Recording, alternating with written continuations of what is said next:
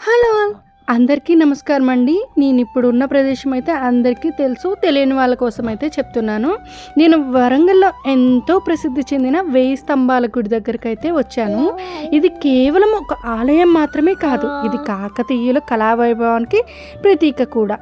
ఈరోజు ఈ గుడి ప్రత్యేకతలేంటో మీ అందరికీ చూపిస్తూ నా మాటలతో వివరిస్తూ ఉంటాను. తప్పకుండా చూస్తారని కోరుకుంటున్నాను. ఈ ఆలయం క్రీస్తు శకం 1163లో కాకతీయ రాజు రుద్రదేవ నిర్మించారు. ఈ కాకతీయుల శిల్పకళకు ఒక గొప్ప ఉదాహరణ. ఆ కాలంలో టెక్నాలజీ లేకపోయినా ఇంత అద్భుతమైన నిర్మాణం చూసి నిజంగా ఆశ్చర్యపోయాము. ఇంతకీ అసలు 1000 స్తంభాల గుడికి ఈ పేరు ఎలా వచ్చిందంటే, ఇక్కడ అనేక స్తంభాలు సమానంగా అమర్చబడి ఉంటాయి. ప్రతి స్తంభంపై వేరు శిల్పాలు కనిపిస్తాయి. ఏ కోణం నుంచి చూసినా ఒకే రీతిలో కనిపించడం ఈ గుడి యొక్క ప్రత్యేకత. కాకుండా ఇది ఒక త్రికూటాలయం, అంటే ఒకే గుడిలో 3 దేవతల గర్భగృహాలు ఉన్నాయి. ఇక్కడ శివ, విష్ణు మరియు సూర్య దేవాలయాలు ఉన్నాయి. ఇది ఈ ఆలయానికి ప్రత్యేకమైన ఆధ్యాత్మిక ప్రాముఖ్యత ఇస్తుంది. ఇక్కడ ముందు ఉన్న ఈ నంది విగ్రహానికి వస్తే ఇది చూడటానికి 2 కళ్ళు కూడా సరిపోవు, అంత పెద్దగా ఉంటుంది. ఇంకొక విచిత్రమైన విషయం ఏమిటంటే, ఈ నంది విగ్రహం మొత్తాన్ని కూడా ఒకే రాతితో చెక్కబడిందట. ఎంతో చక్కగా ఎక్కడి నుంచి చూసినా మెరిసేలాగా పాలిష్ చేయబడింది. ఈ నంది శిల్పం కాకతీయుల శిల్పులు నైపుణ్యాన్ని చూపిస్తుంది. ఈ గుడి నక్షత్రాకార వేదికపై నిర్మించబడింది. ప్రస్తుతం ఇది ఆర్కియలాజికల్ సర్వే ఆఫ్ ఇండియా సంరక్షణలో ఉంది.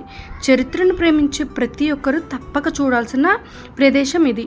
మేమైతే చాలా అద్భుతంగా ఈ ప్రదేశాన్ని అయితే చాలా మంచిగా చూసి ఆస్వాదించాము. మాకైతే చాలా మంచిగా అనిపించింది.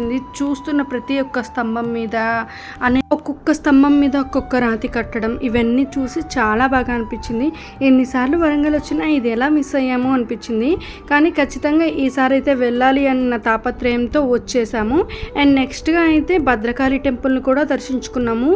వీడియోకి మీరు మంచిగా రీచ్ ఇచ్చినట్టయితే, లైక్స్ చేస్తే, సబ్స్క్రైబ్ చేస్తే నేను ఆ వీడియోని కూడా పోస్ట్ చేస్తాను. మేము వెళ్ళిన టైంలోనే స్కూల్ పిల్లల్ని కూడా తీసుకొని వచ్చారు. అక్కడ నియర్ బై ఉన్న స్కూల్లో పిల్లల్ని.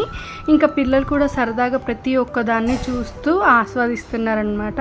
ప్రతి ఒక్క స్తంభంపై డిఫరెంట్గా అయితే చెక్కి ఉంచారు. అండ్ మనం చూసుకోవచ్చు, ఈ విధంగా చాలా బాగుంది. అండ్ కొంచెం ఏజ్డ్ పర్సన్స్ వస్తే ఆ మెట్లు అవి ఎక్కడం అనేది చాలా కష్టంగా ఉంది. నిజంగా 1000 స్తంభాలు ఉన్నాయో లేవో నాకు తెలియదు, నేను కౌంట్ చేయలేదు. కానీ ఒక్కొక్క స్తంభం మీద అయితే దాని మీద కౌంటింగ్ అయితే ఉంది. నిజానికి ఉన్నాయా లేవా అనేది కౌంటింగ్ చేయడం అక్కడ చాలా కష్టమే. అండ్ మీ అందరికీ తెలుసు, ఇది వర్షం మూవీ కూడా ఇక్కడే తీశారని మీ అందరికీ తెలుసు. సో ఇక్కడ మా వాళ్ళు అయితే కొంచెం సేపు కూర్చుందామని మా వారు అండ్ ఐషు అండ్ పండు అయితే కూర్చున్నారు. ఇంకా హాయ్ చెప్తున్నారు. ఇక్కడ స్కూల్ పిల్లలు కూడా ఐషు పండు దగ్గరికి వచ్చి హాయ్ అని చెప్పి బుగ్గలు గిల్లేసి వెళ్తున్నారు.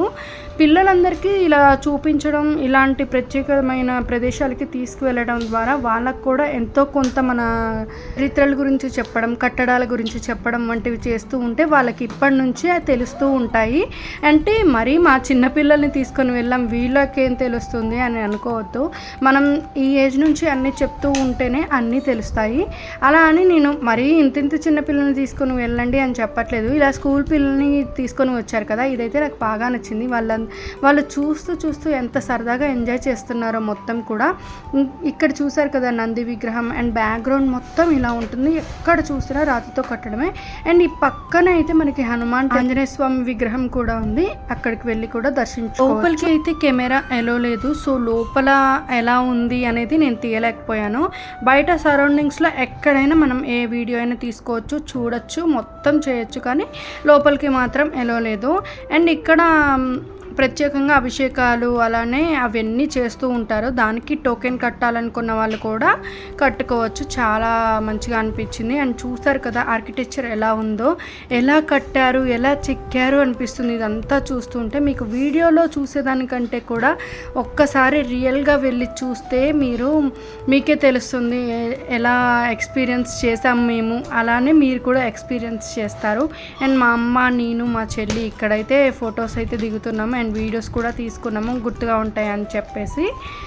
ఇంకా మా వారు అండ్ పిల్లలు అయితే ఇంకా ఇవన్నీ తిరిగేసి ఇంకనైతే కూర్చున్నారు. ఇంకా మేము మా పనిలో పడి ఈ వీడియోస్ అవన్నీ తీసుకుంటూ ఉన్నాం. ఇదే నేను చెప్పిన ఆంజనేయ స్వామి టెంపుల్ అయితే ఇక్కడ దర్శించుకుంటున్నారు. సరౌండింగ్స్ మొత్తం కూడా ఇలానే ఉంటుంది, ఎక్కడా కూడా మనకి వేరే డిఫరెంట్గా ఏమి కనిపించదు. మొత్తం రాతితో కట్టబడిన కట్టడమే. చాలా పెద్ద ప్లేస్లో అయితే ఉంది. చెప్పాను కదా చిల్ అవుతున్నారు మా వాళ్ళు కూర్చొని అని చెప్పి. ఏంటో వాళ్ళు ప్రతిసారి అల్లరి చేస్తూనే ఉంటారు.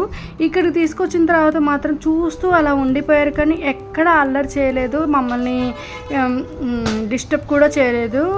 మంచిగా కూర్చున్నారు. నాకు చాలా మంచిగా అనిపించింది. ఇలా కూర్చున్నారు సైలెంట్గా అమ్మయ్య అంటే. మా అమ్మ అయితే ఇంకా వెళ్దాము, మళ్ళీ నెక్స్ట్ వేరే టెంపుల్ కూడా చూడాలి కదా అని అనేసరికి సరే అని చెప్పేసి ఇంకా వెళ్తున్నాము. సరే ఫ్రెండ్స్, ఈ వీడియోలో నాకు తెలిసిన ఇన్ఫర్మేషన్ అంతా మీతో షేర్ అయితే చేసుకున్నాను. సో ఇన్ కేస్ ఏమన్నా మర్చిపోతే తప్పకుండా నాకు కామెంట్ బాక్స్లో కామెంట్ చేయండి. ఇక్కడ మా అమ్మ ఈ రాయి మీద రాతితో చెక్కబడింది అయితే చూపిస్తూ ఉంది.